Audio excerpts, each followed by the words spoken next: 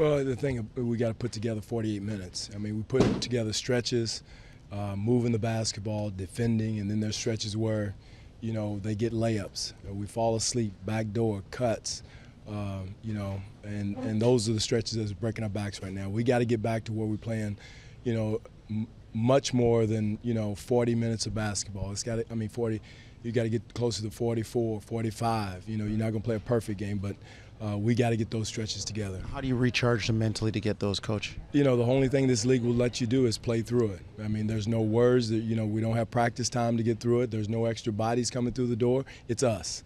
It's on us as a group, and we got to figure out a way. And the only way you do that is play through it, improve each game, cut back on your mistakes that you've made, that we've made during this game, and that's the only way we can pull out of it. So much of what's going wrong for DeMar right now seems to be shots that he usually makes around the basket, that the dunk. How much of it at this point is mental for him? It's a lot of it is all for not only DeMar, all of us. It's a lot of it is mental.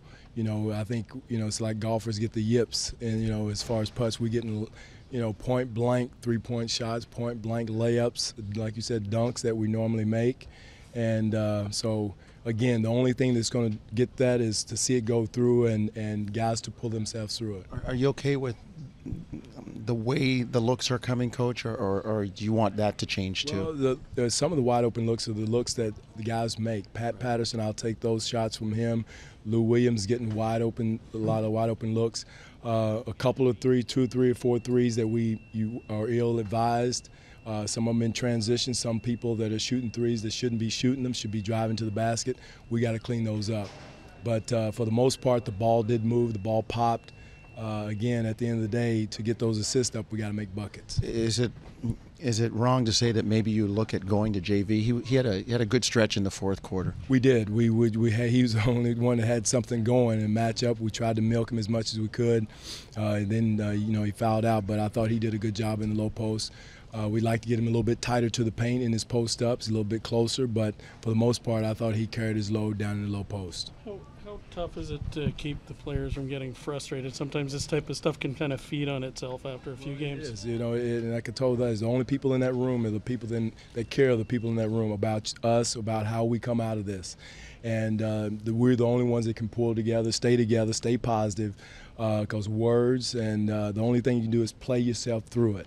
And it starts on the defensive end, and then guys seeing shots go through the bucket.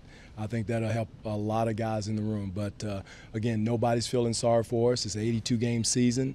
We still, you know, in the playoff hunt, but we got to put our foot down and say no more and get this malaise stopped.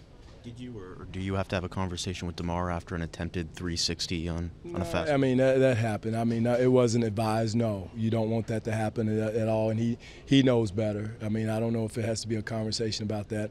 I just like for him to get his confidence back, get back to DeMar DeRozan, who usually could post anybody in the low post and make point-blank layups and wide-open jump shots, and I think he needs that more than criticism right now. He needs a pat on the back and arm around him more so than he needs a foot in the butt.